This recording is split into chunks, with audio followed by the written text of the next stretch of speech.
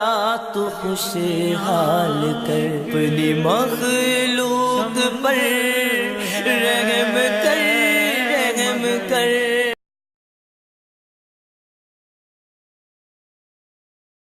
محرم میں میلاد کا جلوس نکالنے والے محرم میں 10 محرم کا جلوس کیوں نہیں نکالتے؟ چلو بغیر ماتم کے نکال لیں، ماتم سے اختلاف ہے نا۔ کبھی بریلویوں کا جلوس نکلا 10 محرم کا؟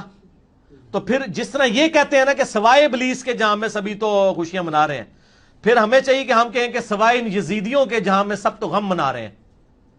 تو یہ کیا برداشت کر لیں گے ہمارے اس فتوے کو؟ وہ کہیں گے جی آپ نے ہمارا دل چیر لیا۔ بسم اللہ الرحمن الرحیم۔ السلام علیکم دوستو، آپ نے دیکھا اور سنا کہ ہم بھی ان پر یہ یزیدی ہونے کا فتویٰ لگائیں کہ یہ ماتم کا جلوس نہیں نکالتے، بغیر ماتم کے جلوس نکالیں۔ اچھا آپ نکالتے ہیں؟ سوال یہ ہے آپ کتنے جلوس نکالتے ہیں، کس کس سن میں آپ نے جلوس نکالا ہے اور کن جلوسوں میں آپ شامل ہوئے ہیں؟ کہیں گے نہیں جی ہم جلوس نہیں نکالتے۔ تو پہلا فتویٰ تو آپ پر لگتا ہے کہ آپ یزیدی ہیں، آپ ماتم کا جلوس نہیں نکالتے۔ آپ نے کوئی ایک جلوس نکالا ہو جو بغیر ماتم کی ہو، پہلے تو آپ خود یزیدی ہیں، آپ اپنے فتوے کی روشنی میں ہیں۔ آپ کہتے ہیں کہ جو ماتم کا جلوس نہیں نکالتے یا بغیر ماتم کے جلوس نہیں نکالتے وہ یزیدی ہیں، ہمارا یہ فتویٰ مان لیں گے۔ سب سے پہلا فتویٰ تو آپ پر لگتا ہے کہ آپ یزیدی ہیں اپنے فتوے کی روشنی میں۔ دوسری بات، ہم ماتم کا جلوس نہیں نکالتے۔ آپ کوئی حدیث بتا دیں کہ آپ صلی اللہ تعالیٰ علیہ وآلہ وسلم نے فرمایا ہو کہ غم مناؤ، اور یہ آپ دکھا دیں کہ آپ صلی اللہ تعالیٰ علیہ وآلہ وسلم خوشی منانے سے منع کیا ہو۔ غم منانا منع ہے، سوگ منع ہے، اور خوشی کا اظہار جائز ہے۔ آپ صلی اللہ تعالیٰ علیہ وآلہ وسلم نے جو روزہ رکھا وہ خوشی کا اظہار تھا، تو خوشی کا اظہار جائز ہے اور غم منانا منع ہے۔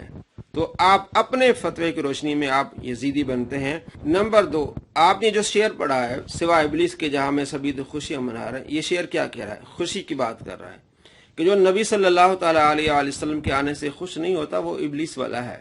تو آپ کو خوشی نہیں ہوتی آپ صلی اللہ علیہ وسلم کے آنے سے؟ وہ کون سا مسلمان ہے جس کو خوشی نہیں ہوتی؟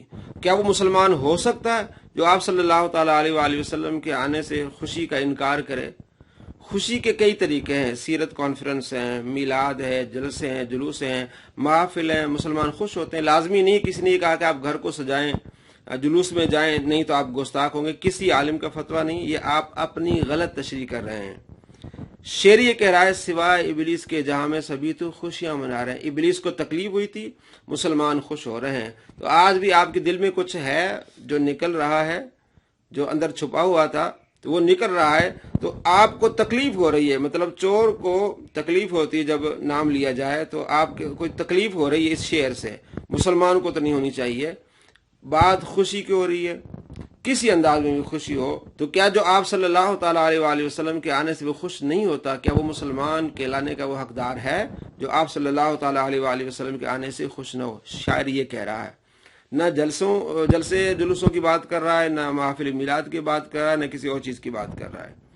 نمبر 3، یہ اپنے لیکچر میں کہتا ہے کہ جو مروجہ میلاد ہے تو یہ اہل بیت نے منایا نہیں۔ حضرت علی رضی اللہ تعالیٰ عنہ جتنا عرصہ خلیفہ رہے کبھی آپ نے مروجہ میلاد، ذکر بھی کرتا مروجہ میلاد، پہلے تلاوت، پھر نعت شریف، اس کے بعد آپ صلی اللہ تعالیٰ علیہ وآلہ وسلم کا ذکر خیر، تو یہ مروجہ میلاد حضرت علی نے نہیں منایا، تو یہ مناتے ہیں۔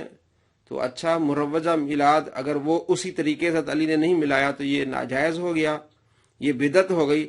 آپ سے سوال ہے کہ مروجہ جو تبلیغ آپ کر رہے ہیں، ہر ہفتے کو بعد نماز عشاء آپ 3-4 گھنٹے کا درس قرآن دیتے ہیں، تو اہل بیت میں سے کس امام نے ہر ہفتے کو کنٹینیو عشاء کی نماز کے بعد درس قرآن دیا ہو؟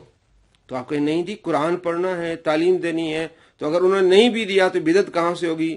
اگر یہ بدعت نہیں ہے جو آپ ہر ہفتے یہ کام کر رہے ہیں، یہ بدعت نہیں ہے جو کسی صحابی نے نہیں کیا، ہر ہفتے والے دن عشاء کی نماز کے بعد کنٹینیو اس طرح، تو یہ آپ جو درس قرآن دیتے ہیں کیا یہ بدعت نہیں ہے؟ کہ جی نہیں ہم قرآن پڑھ رہے ہیں، ہم لوگوں کو سکھا رہے ہیں، تو اس وقت بدعت نہیں ہو، آپ کو یاد آتی، اس وقت آپ کو کوئی خلیفہ یاد نہیں آتا، اس وقت آپ کو اہل بیت یاد نہیں آتے، اور جب میلاد کی باری آتی ہے تو پھر اس طرح کی بھونگیاں مارتے ہیں آپ۔